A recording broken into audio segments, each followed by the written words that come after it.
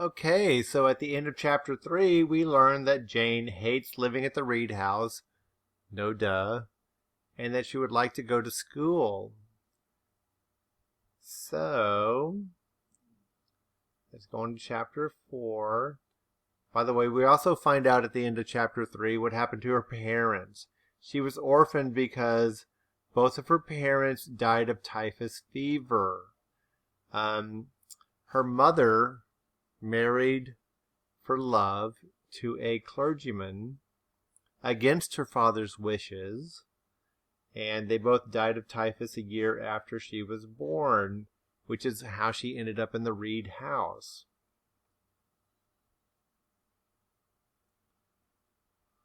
All right, so that brings us to chapter 4. From my discourse with Mr. Lloyd, and from the above reported conference between Bessie and Abbot, I gathered enough of hope to suffice as a motive for wishing to get well. A change seemed near. I desired and waited in silence. It tarried, however. Days and weeks passed. I had regained my normal state of health, but no new allusion was made to the subject over which I brooded. Mrs. Reed surveyed me at times with a severe eye, but seldom addressed me since my illness. She had drawn a more marked line, a separation than ever between me and her own children, appointing me a small closet to sleep in by myself, condemning me to take my meals alone, and pass all my time in the nursery, while my cousins were constantly in the drawing-room. Not a hint, however, did she drop about sending me to school. Still, I felt an instinctive certainty that she would not long endure me under the same roof with her, for her glance, now more than ever, when turned on me, expressed an insuperable and rooted aversion. Eliza and Georgiana evidently acted according to orders, spoke to me as little as possible. John thrust his tongue in his cheek whenever he saw me, and once attempted chastisement, but as I instantly turned against him, roused by the same sentiment of deep ire and desperate revolt which had stirred my corruption before, he thought it better to desist, and ran from me, tittering execrations, and vowing I had burst his nose. I had indeed levelled at that prominent feature as hard a blow as my knuckles could inflict, and when I saw that either that or my look daunted him, I had the greatest inclination to follow up my advantage to purpose. But he was already with his mamma. I heard him in a blubbering tone commence the tale of how that nasty Jane Eyre had flown at him like a mad cat. He was stopped rather harshly. "Don't talk to me about her, John. I told you not to go near her. She is not worthy of notice. I do not choose that either you or your sisters should associate with her." Here, leaning over the banister, I cried out suddenly, and without at all deliberating on my words, "They are not fitted to associate with me!" Mrs. Reed was rather a stout woman, but on hearing this strange and audacious declaration, she ran nimbly up the stair, swept me like a whirlwind into the nursery, and crushing me down on the edge of my crib, dared me in an emphatic voice to rise from that place, or utter one syllable during the remainder of the day. "What would Uncle Reed say to you if he were alive?" was my scarcely voluntary demand.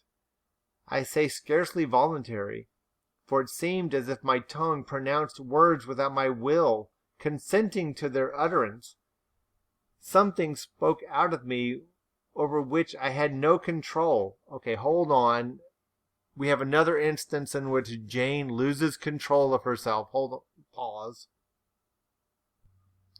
So again, Jane does something out of her control. "What?" said Mrs. Reed under her breath. Her usually cold, composed gray eye became troubled with a look like fear. She took her hand from my arm and gazed at me as if she really did not know whether I were child or fiend. I was now in for it. "My uncle is in heaven and can see all you do and think, and so can Papa and Mamma. They know how you shut me up all day long, and how you wish me dead." Mrs. Reed soon rallied her spirits.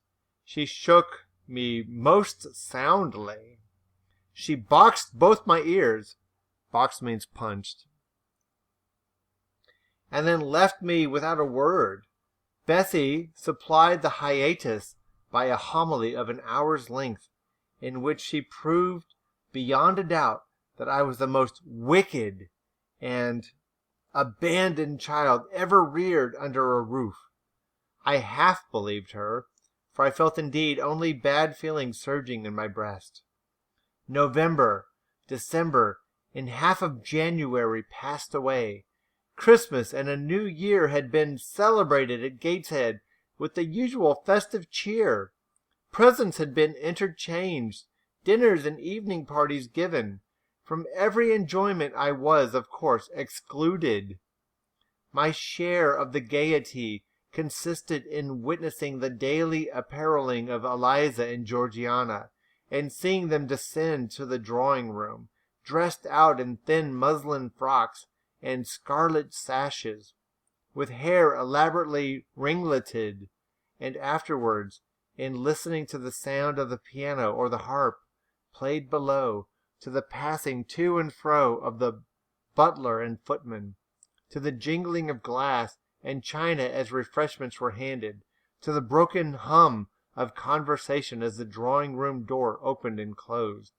When tired of this occupation, I would retire from the stairhead to the solitary and sullen nursery. There, though somewhat sad, I was not miserable. To speak truth, I had not the least wish to go into company, for in company I was very rarely noticed, and if Bessie had but been kind and compassionable. Okay, wow. As somebody who's already read this book, and I'm now rereading it, this paragraph is so loaded because, okay, Jane is locked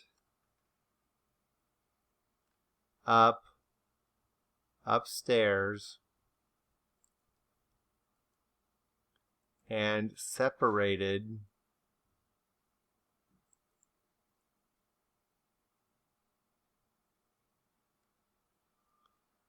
from the rest of society, just like a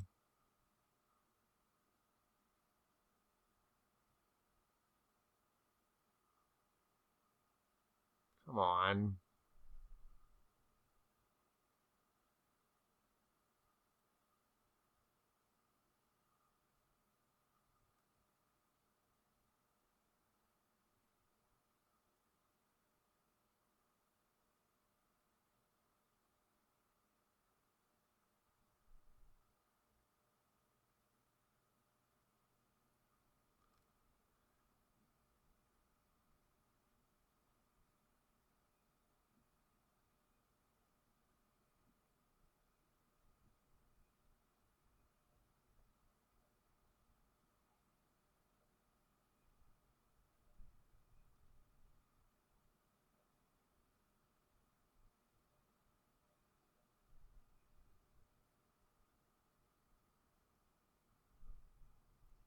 Jane is separated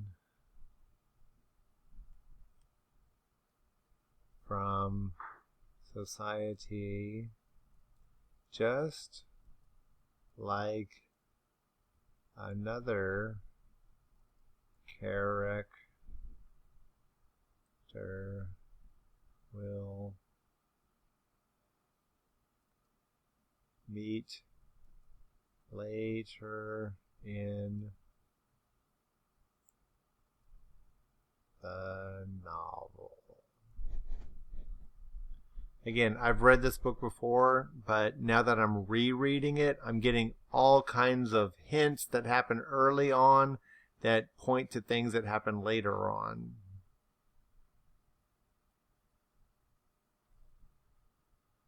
To speak the truth, I had not the least wish to go into company, for in company I was very rarely noticed, and if Bessie had been kind and companionable, I should have deemed it a treat to spend the evenings quietly with her, instead of passing them under the formidable eye of Mrs. Reed in a room full of ladies and gentlemen. But Bessie, as soon as she had dressed her young ladies, used to take herself off to the lively regions of the kitchen and housekeeper's room, generally bearing the candle along with her.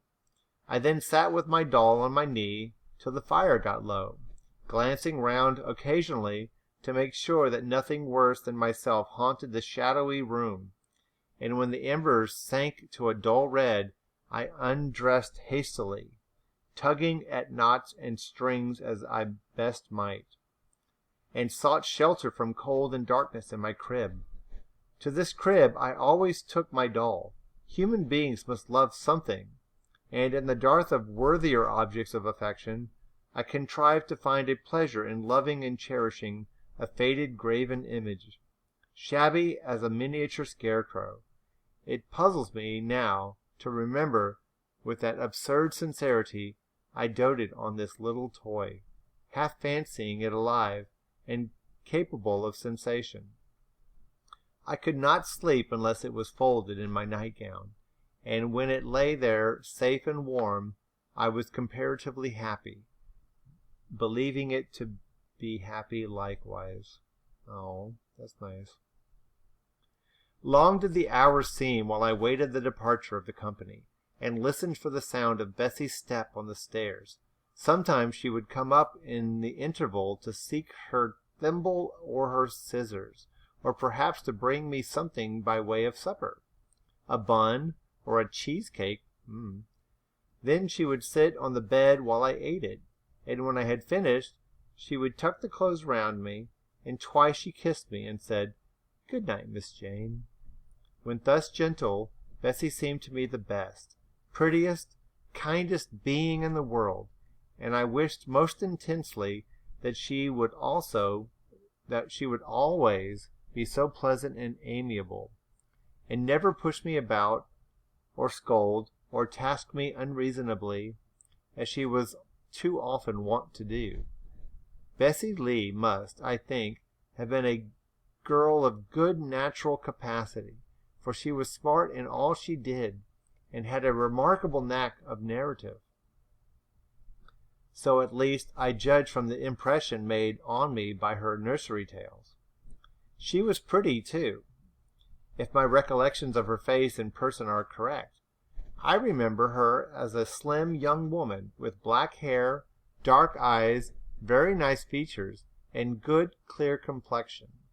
But she had a capricious and hasty temper, and indifferent ideas of principle or justice. Still, such as she was, I preferred her to any one else at Gateshead Hall. It was the 15th of January, about 9 o'clock in the morning. Bessie was gone down to breakfast. My cousins had not yet been summoned to their mamma. Eliza was putting on her bonnet and warm garden coat to go and feed her poultry, an occupation of which she was fond, and not less so of selling the eggs to the housekeeper and hoarding up the money she thus obtained. Hold on. That was just thrown in there, but worth noting. Eliza was putting on her bonnet and warm garden coat to go and feed her poultry, an occupation of which she was fond, and not less so of selling the eggs to the housekeeper and hoarding the money. So Eliza, one of the Mrs. Reed's children,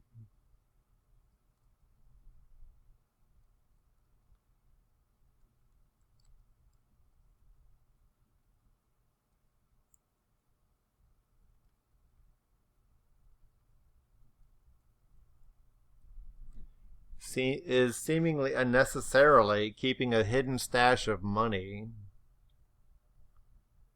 She had a turn for traffic and a marked propensity for saving, shown not only in the vending of eggs and chickens, but also in driving hard bargains with the gardener about flower roots, seeds, and slips of plants, that functionary having orders from Mrs. Reed to buy of his young lady all the products of her parterre she wished to sell, and Eliza would have sold the hair off her head if she could have made a handsome profit thereby. As to her money, she first secreted it in odd corners, wrapped in a rag or an old curl paper, but some of these hoards having been discovered by the housemaid, Eliza, fearful of one day losing her valued treasure, consented to entrust it to her mother at a usurious rate of interest, 50 or 60%, which interest she exacted her every quarter, keeping her accounts in a little book with anxious accuracy.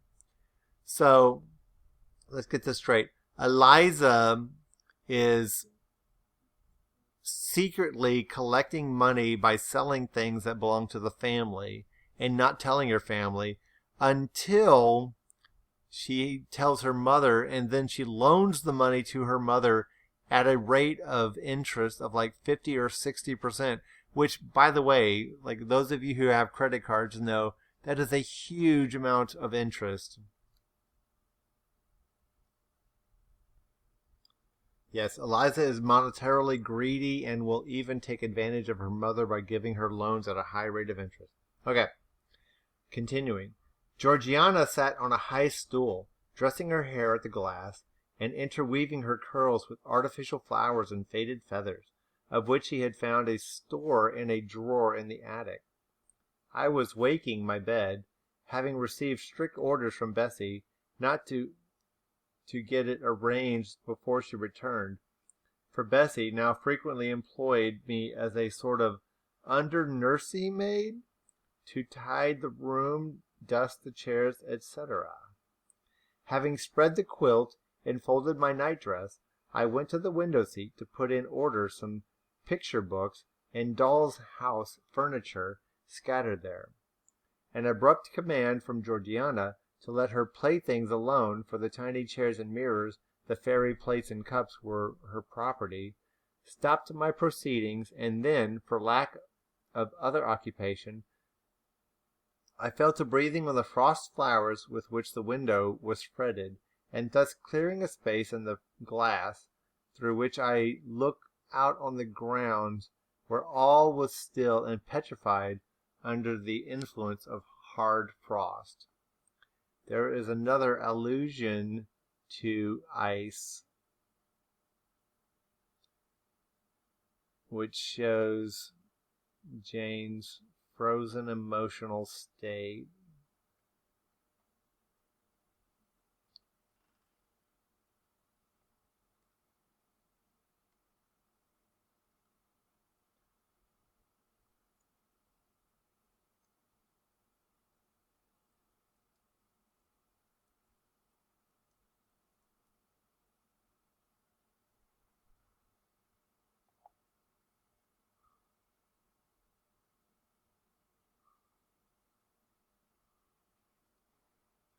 From this window were visible the porter's lodge and the carriage road, and just as I had dissolved so much of the silver-white foliage veiling the panes as left room to look out, I saw the gates thrown open and a carriage roll through.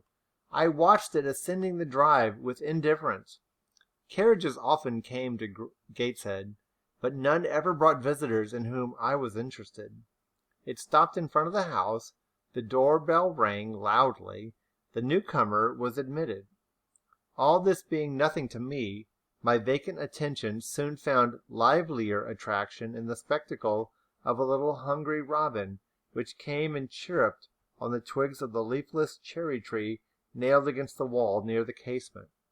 The remains of my breakfast of bread and milk stood on the table, and having crumbled a morsel of roll, I was tugging at the sash to put out the crumbs of the window-sill, when Bessie came running upstairs into the nursery. "Miss Jane, take off your pinafore. What are you doing there? Have you washed your hands and face this morning?" I gave another tug before I answered, for I wanted the bird to be secure of its bread. The sash yielded. I scattered the crumbs, some of the stone sill, some on the cherry-tree bough. Then, closing the window, I replied, "No, Bessie, I have only just finished dusting." "Troublesome, careless child! And what are you doing now? You look quite red, as if you had been about some mischief. What were you opening the window for?" I was spared the trouble of answering, for Bessie seemed in too great a hurry to listen to explanations.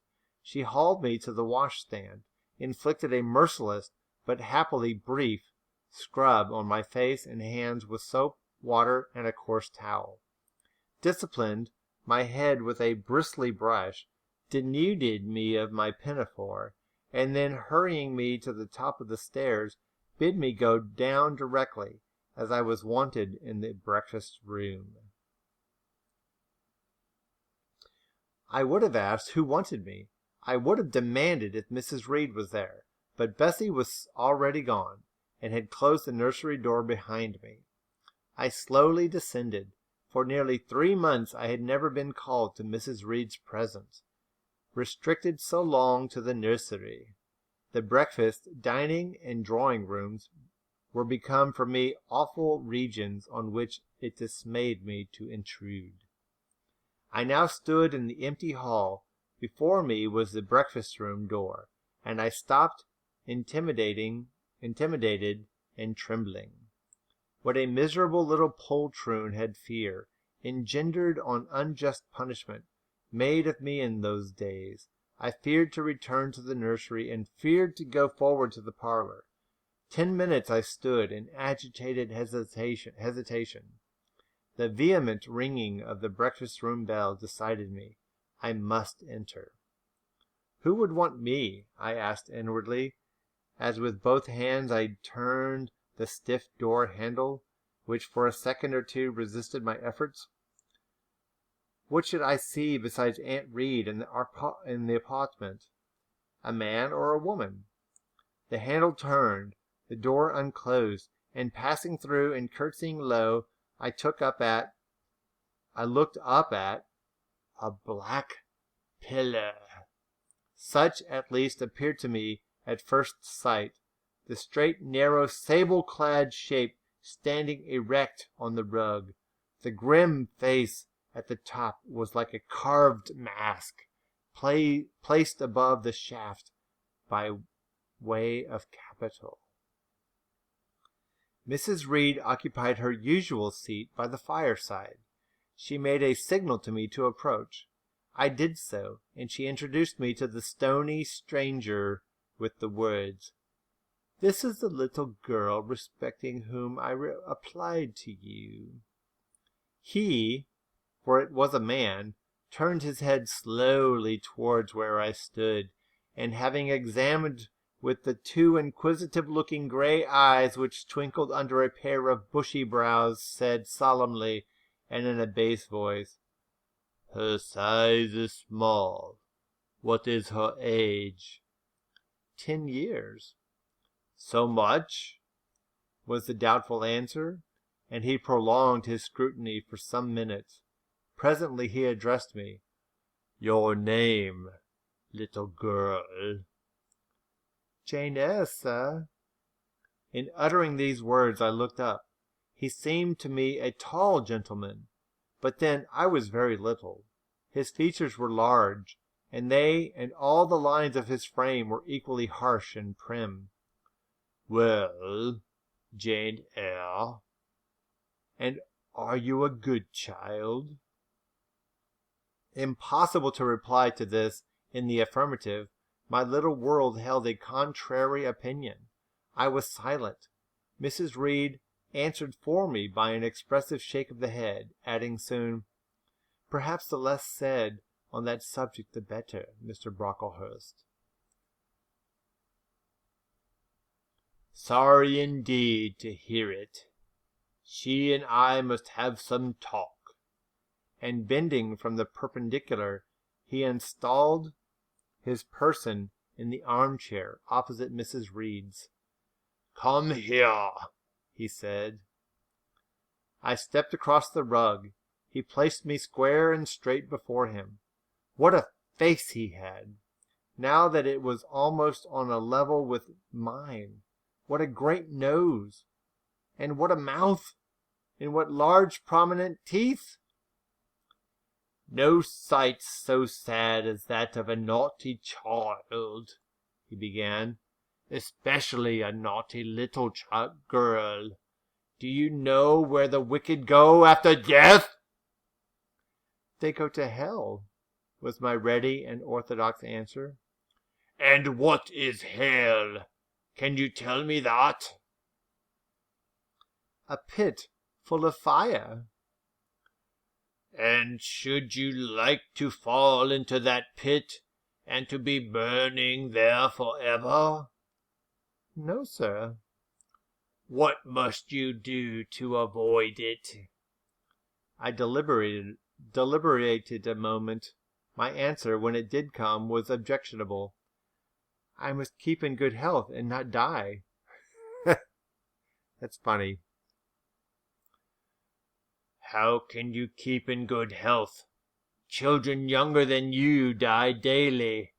I buried a little child of 5 years old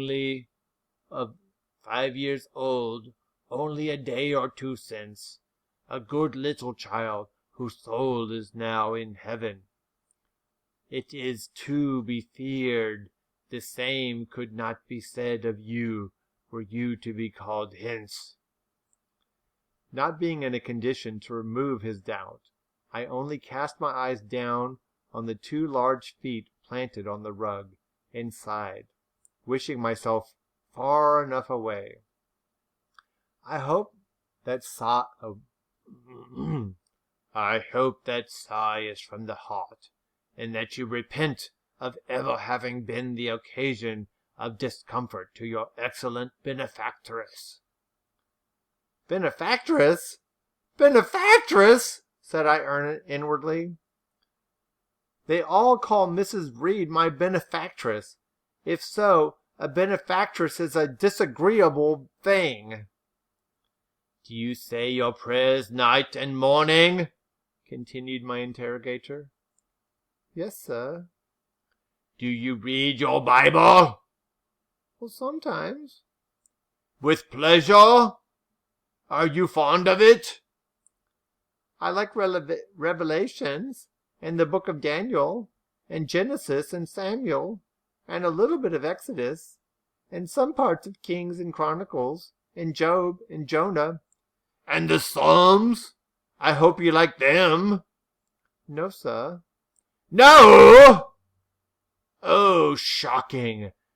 I have a little boy younger than you who knows 6 Psalms by heart, and when you ask him which he would rather have, a gingerbread nut to eat or a verse of a psalm to learn, he says, 'Oh, the verse of psalm, angels sing psalms,' says he.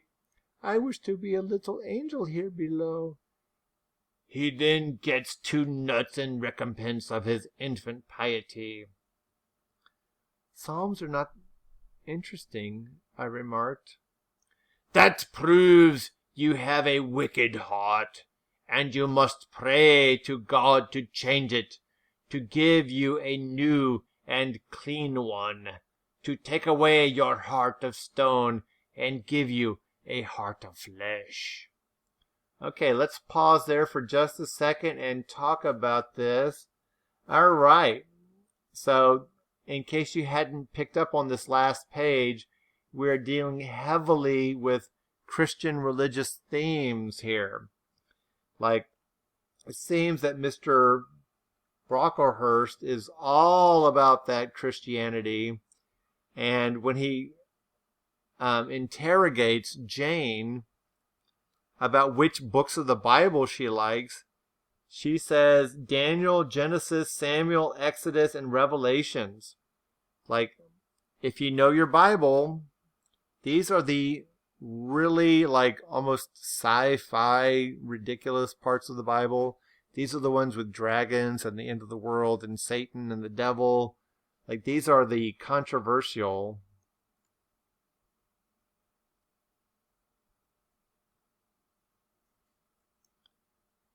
parts of the Bible. I misspelled it.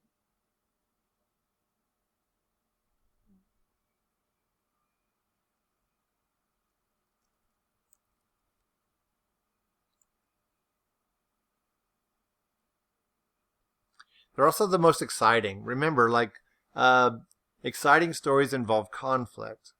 Hearing about, the descendants of Abraham with no conflict aren't really all that exciting.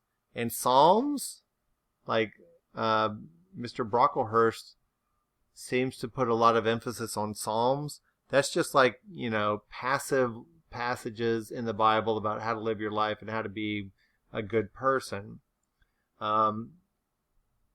Jane says that she likes the stories that have a little bit more action in them. So we already have a conflict of character between Jane and Mr. Brocklehurst. And Mr. Brocklehurst is already committed to changing Jane's attitude towards the Bible. I'll continue reading. I was about to propound a question touching the manner in which that operation of changing my heart was to be performed, when Mrs. Reed interposed, telling me to sit down. She then proceeded to carry on the conversation herself. Mr. Brocklehurst, I believe I intimated in the letter which I wrote to you 3 weeks ago that this little girl has not quite the character and disposition I could wish. Should you admit her into Lowood School, I should be glad if the superintendent and teachers were requested to keep a strict eye on her, and, above all, to guard against her worst fault, a tendency to deceit. I mention this in your hearing, Jane, that you may not attempt to impose on Mr. Brocklehurst. Wow. So Jane's aunt has just told Mr. Brocklehurst that Jane is a liar.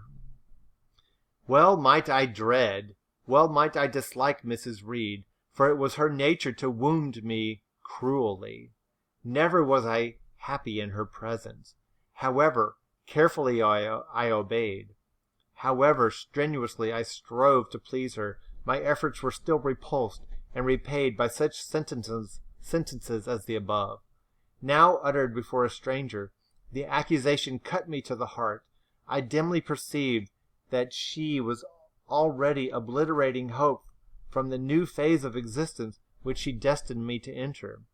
I felt, though I could not have expressed the feeling, that she was sowing aversion and unkindness along my future path. I saw myself transformed, under Mr. Brocklehurst's eye, into an artful, noxious child, and what could I do to remedy the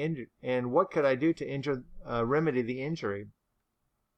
Okay, so Jane is very upset here because just as she's about to enter a new life in which she leaves the Reed family and goes to school, Mrs. Reed is already screwing it up by telling the master of the school that she's about to enter that she's a liar and deceitful.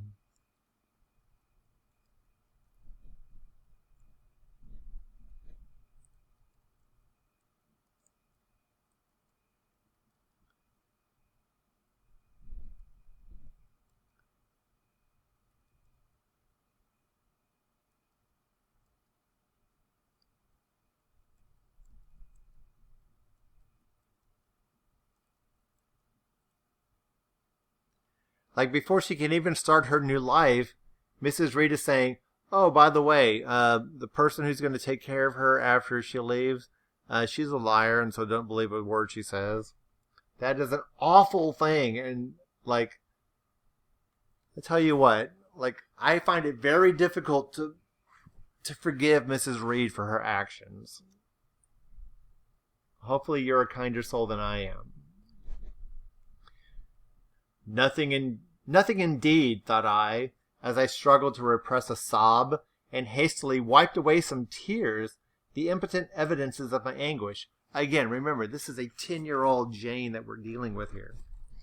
Deceit is, indeed, a sad fault in a child, said Mr. Brocklehurst. It is akin to falsehood, and all liars will have their portion in the lake burning with fire and brimstone. She shall, however, be watched. Mrs. Reed, I will speak to Miss Temple and the teachers. I should wish her to be brought up in a manner suiting her prospects, continued my benefactress, to be made useful, to be kept humble. As for the vacations, she will, with your permission, spend them always at Lowood. Oh, wow. So, like, Mrs. Reed is saying, like, I don't even want Jane back at Christmas time or Easter. Just keep her at the school. Your decisions are perfectly judicious, madam, returned Mr. Brocklehurst. Humility is a Christian grace, and one peculiarly appropriate to the pupils of Lowood. I therefore direct that especial care shall be bestowed on its cultivation amongst them. I have studied how best to mortify in them the worldly sentiment of pride, and only the other day I had a pleasing proof of my success. My second daughter, Augusta, went with her mamma to visit the school, and on her return she exclaimed, "Oh, dear papa, how quiet and plain all the girls of Lowood look, with their hair combed behind their ears, and their long pinafores, and those little holland pockets outside their frocks. They are almost like poor people's children. And," said she, "they looked at my dress and mamma's as if they had never seen a silk gown before." "This is the state of things I quite approve," returned Mrs. Reed. "Had I sought all England over, I could scarcely have found a system more exactly fitting a child like Jane Eyre. Consistency, my dear Mr. Brocklehurst. I advocate consistency in all things." "Consistency, madam, is the first of Christian duties, and it has been observed in every arrangement connected with the establishment of Lowood. Plain fare, simple attire, unsophisticated accommodations, hardy and active habits, such is the order of the day in the house and its inhabitants." "Quite right, sir. I may then depend upon this child being received as a pupil at Lowood, and there being trained in conformity to her position and prospects." "Madam, you may. She shall be placed in that nursery of chosen plants, and I trust she will show herself grateful for the inestimable privilege of her election." "I will send her, then, as soon as possible, Mr. Brocklehurst, for I assure you I feel anxious to be relieved of a responsibility that was becoming too irksome." I don't know about you, but at this point I am like getting angry at both of these adult characters. No doubt, madam. And now I wish you good morning. I shall return to Brocklehurst Hall in the course of a week or two. My good friend, the Archdeacon, will not permit me to leave him sooner. I shall send Miss Temple notice that she is to expect a new girl so that there will be no difficulty about receiving her. Goodbye." "Goodbye, Mr. Brocklehurst. Remember me to Mrs. and Miss Brocklehurst, and to Augusta, and Theodore, and Master Broughton Brocklehurst." "I will, madam. Little girl, here is a book entitled The Child's Guide. Read it with prayer, especially that part containing an account of the artfully sudden death of Martha G., a naughty child, addicted to falsehood and deceit." With these words, Mr. Brocklehurst put into my hand a thin pamphlet sewn in a cover, and having rung for his carriage, he departed. Mrs. Reed and I were left alone. Some minutes passed in silence. She was sewing. I was watching her. Mrs. Reed might be at the time some 6 or 7 and 30. She was a woman of robust frame, square-shouldered and strong-limbed, not tall, and, though stout, not obese. She had a somewhat large face, the underjaw being much developed and very solid. Her brow was low, her chin large and prominent, mouth and nose sufficiently regular. Under her light eyebrows glimmered an eye devoid of ruth. Her skin was dark and opaque, her hair nearly flaxen. Her constitution was sound as a bell. Illness never came near her. She was an exact, clever manager. Her household and tenantry were thoroughly under her control. Her children only at times defied her authority and laughed it to scorn. She dressed well, and had a presence of port calculated to set off handsome attire. Sitting on a low stool a few yards from her armchair, I examined her figure. I perused her feature. In my hand I held the tract containing the sudden death of the liar, to which narrative my attention had been pointed as to an appropriate warning. What had just passed was Mrs. Reed had said concerning me to Mr. Brocklehurst. The whole tenor of their conversation was recent, raw, and stinging in my mind. I had felt every word as acutely as I had heard it plainly, and a passion of resentment fomented now within me. Remember what passion means. She's going to speak her feelings. Mrs. Reed looked up from her work. Her eyes settled on mine. Her fingers at the same time suspended their nimble movements. "Go out of the room. Return to the nursery," was her mandate. My look or something else must have struck her as offensive, for she spoke with extreme though suppressed irritation. I got up. I went to the door. I came back again. I walked to the window across the room, then close up to her. Speak I must. I had been trodden on severely, and must turn.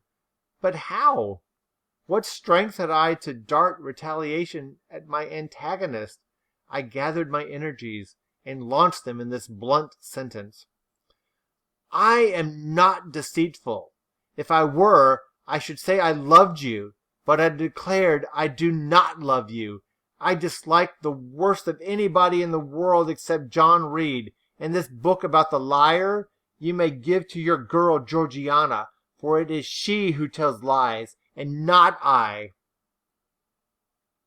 Mrs. Reed's hands still lay on her work inactive. Her eye of ice continued to dwell freezingly on mine.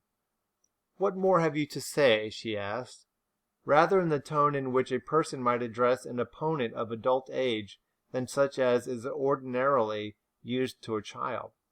That eye of hers, that voice, stirred every antipathy I had.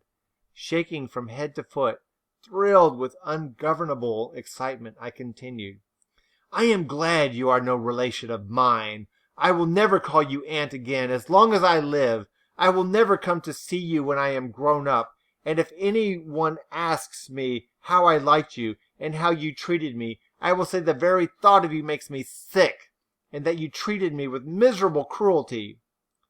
"How dare you affirm that, Jane Eyre?" "How dare I, Mrs. Reed? How dare I? Because it is the truth. You think I have no feelings, and that I can do without one bit of love or kindness, but I cannot live so, and you have no pity. I shall remember how you thrust me back, roughly and violently thrust me back, into the red room, and locked me up there, to my dying day, though I was in agony, though I cried out, while suffocating with distress, 'Have mercy, Aunt Reed!'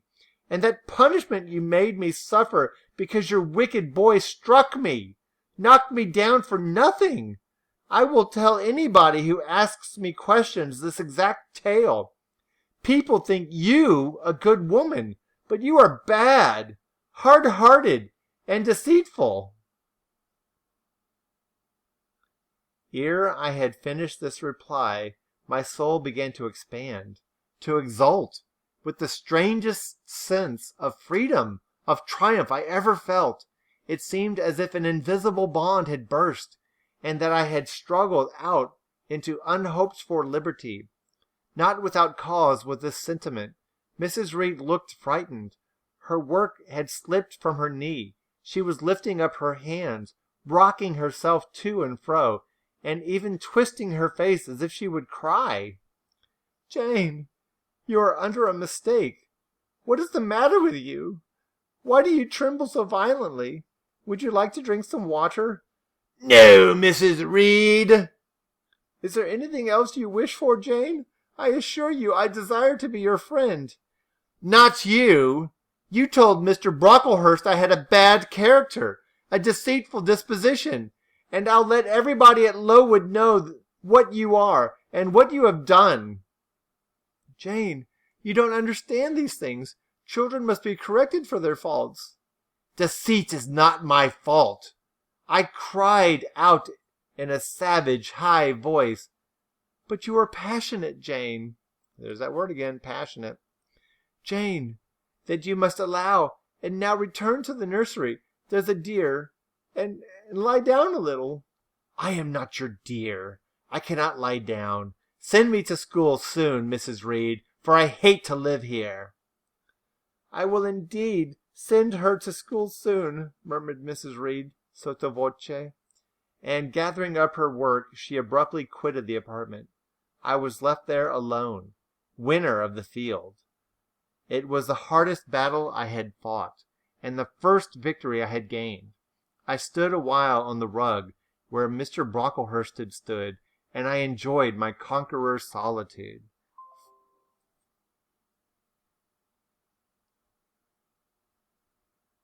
First, I smiled to myself and felt elate, but this fierce pleasure subsided in me as fast as did the accelerated throb of my pulses.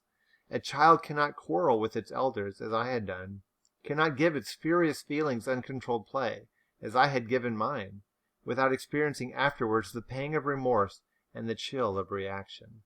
A ridge of lighted heath, alive, glancing, devouring, would have been a meet emblem of my mind when I accused and menaced Mrs. Reed. The same ridge, black and blasted after the flames are dead, would have represented as meetly my subsequent condition, when half an hour's silence and reflection had shown me the madness of my conduct, and the dreariness of my hatred and hating position. Something of vengeance had I tasted for the first time, as aromatic wine it seemed, on swallowing, warm and racy. Its after-flavor, metallic and corroding, gave me a sensation as if I had been poisoned. Willingly would I now have gone and asked Mrs. Reed's pardon, but I knew, partly from experience and partly from instinct, that was the way to make her repulse me with double scorn, thereby re-exciting every turbulent impulse of my nature. I would fain exercise some better faculty than that of fierce speaking, fain find nourishment for some less fiendish feeling than that of somber indignation. I took a book, Some Arabian tales. I sat down and endeavored to read. I could make no sense of the subject.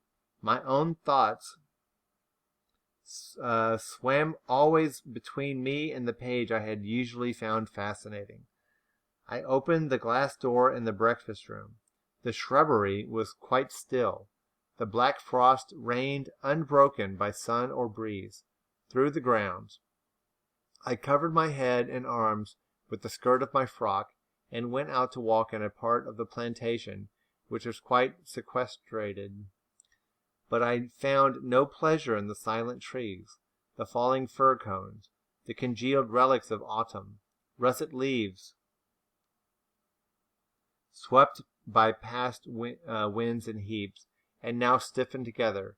I leaned against the gate and looked into an empty field where no sheep were feeding, where the short grass was nipped and blanched. It was a very grey day, a most opaque sky, onding on snaw, canopied all.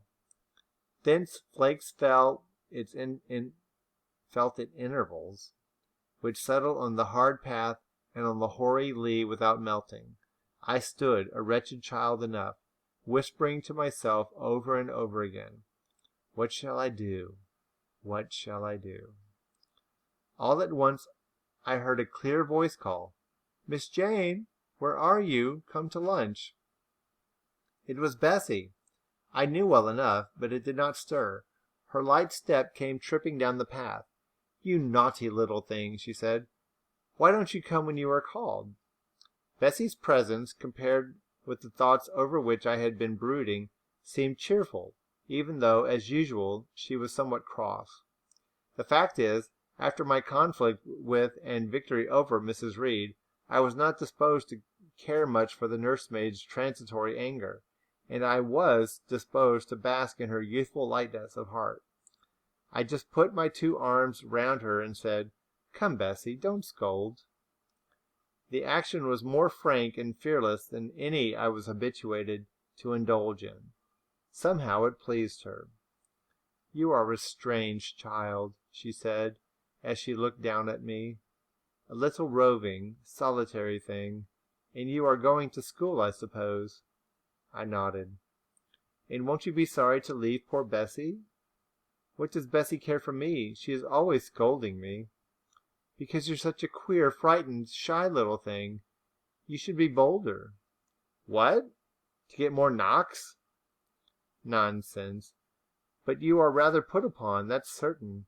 My mother said, when she came to see me last week, that she would not like a little one of her own to be in your place. Now come in, and I've some good news for you." "I don't think you have, Bessie." "Child, what do you mean? What sorrowful eyes you fix on me." "Well, but Mrs. and the young ladies and Master John are going out to tea this afternoon, and you shall have tea with me. I'll ask cook to bake you a little cake, and then you shall help me to look over your drawers, for I am soon to pack your trunk. Mrs. intends to leave Gateshead in a day or 2, and you shall choose what toys you like to take with you." "Bessie, you must promise not to scold me any more till I go." "Well, I will, but mind you are a very good girl, and don't be afraid of me.